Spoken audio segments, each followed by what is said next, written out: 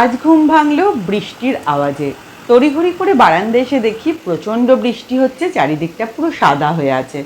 বৃষ্টি হোক বৃষ্টির মনে, আমাদের তো বেরোতে হবে, তাই লাঞ্চ বক্সটা আগে প্যাক করে নিলাম। এই সময় মানে বর্ষাকালে ড্রাগন ফ্রুট, পেয়ারা, মুসুম্বি, লেবু এগুলো রেগুলার বেসিসে খাওয়া খুব দরকার। এগুলোতে আছে ভিটামিন সি, যেগুলো আমাদের ন্যাচারাল ইমিউনিটি বুস্টারের কাজ করে। সর্দি কাশি বা এই ধরনের সমস্যাগুলো থেকে আমরা অনেকটাই নিজেদেরকে প্রোটেক্ট করতে পারি। আজকের মেন লাঞ্চে ছিল রুটি, বাঁধাকপির তরকারি, অবশ্যই বাঁধাকপির মধ্যে ছিল ছোট ছোট চিংড়ি মাছ। লাঞ্চ বক্সটা আগে প্যাক করে নিলাম, তাহলে সারাটা দিনের জন্য আর বাইরের খাবার খেতে হয় না, এটা একটা নিশ্চিন্ত। এরপরে আমি চলে এলাম ছাদে ফুল তুলব বলে। দেখো ছাদে কীরকম জল জমেছে। রেইন লিলিও ফুটতে শুরু করে দিয়েছে, বেশ ভালো লাগছিল দেখতে। কিন্তু ছাদের হাল বেহাল, একদম গাছগুলো সমস্ত পড়ে গেছে, প্রচণ্ড নোংরা হয়ে গেছে। সেই সমস্ত দেখে আমার আর ফুল তোলার ইচ্ছেও করলো না। কয়েকটা ফুল তুলে নিয়ে নিচে চলে এলাম, স্নান সেরে পুজোও দেওয়া হয়ে গেল। তারপরে বেরোনোর সময় আবার প্রচণ্ড বৃষ্টি নামলো, বাড়ির সামনের রাস্তায় আবার এক হাঁটু জল জমে গেল। রিয়া কোনো রকমই বেরিয়ে পড়তে পেরেছিল, আমার আর বেরোনো হলো না। বেরোতে যখন পারলামই না, তাহলে ভাবলাম ছাদটা আজকে পরিষ্কার করা যাক। ডেকে নিলাম হারাকে।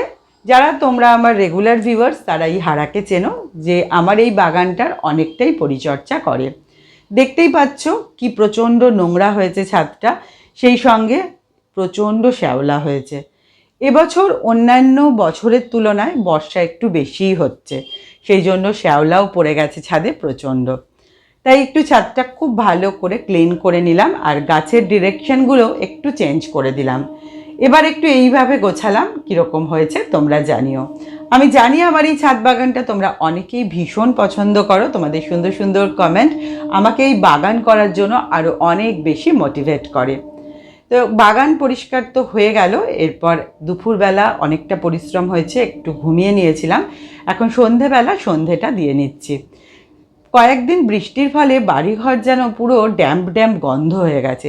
একটু বেশি করে কর্পূর দিয়ে ধুনো দিয়ে দিলাম, এতে বাড়িতে একটা পজিটিভ এনার্জিরও কাজ করে, আর এই যে একটা স্যাঁতস্যাঁতানি ভাব বর্ষার সময়, সেটাও অনেকটাই কেটে যায়।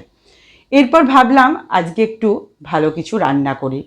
সন্ধেবেলা অফিস থেকে ফিরে তো আর রান্না করার এনার্জি একদমই থাকে না, কিন্তু আজকে ইচ্ছে করলো, তাই বানালাম ফ্রাইড রাইস, আর সাথে আর মাছ এনেছিল, সেই আর মাছ দিয়ে বানালাম চিলি ফিশ।